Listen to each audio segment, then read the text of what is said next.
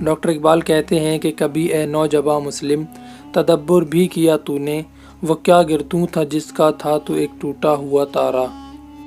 گوا دی ہم نے جو اسلاف سے میراث پائی تھی، ثریا سے زمیں پر آسمان نے ہم کو دے مارا۔ مگر وہ علم کے موتی کتابیں اپنے آبا کی، کہ جن کو دیکھیں یورپ میں تو دل ہوتا ہے سی پارا۔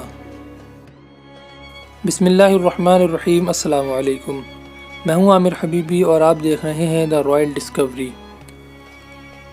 خواتین و حضرات، جب یورپ میں سر درد کو بدروحوں کا چمٹنا کہا جاتا تھا اور ان بدروحوں کو نکالنے کے لیے چرچ میں لے جا کر سر میں لمبی لمبی کیلیں ٹھوکی جاتی تھیں، اس وقت مسلمان عراق میں جدید کیمسٹری اور ادویات کی ترقی کی بنیاد رکھ رہے تھے۔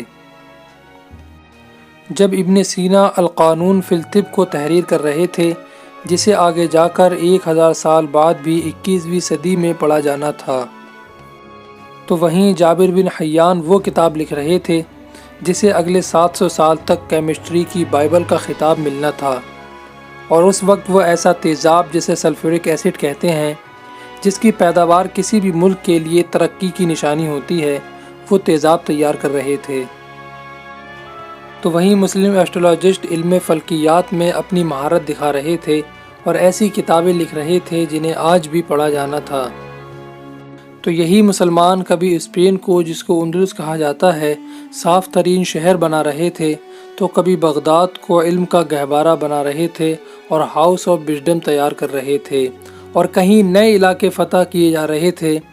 اور اس ترقی کی وجہ ان کا اپنا نظام یعنی قرآن و حدیث کی پیروی کرنا اور دینی علوم کو تمام علوم پر ترجیح دینا تھا، اور تمام تر ہنرمندوں کو اپنی خلافت کو پروان چڑھانے کے لیے استعمال کرنا تھا۔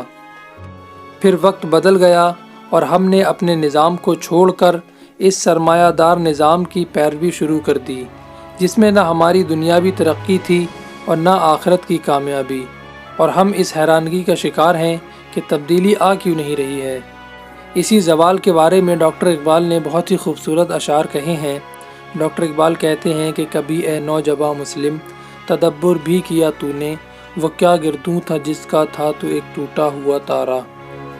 گوا دی ہم نے جو اسلاف سے میراث پائی تھی، ثریا سے زمیں پر آسمان نے ہم کو دے مارا۔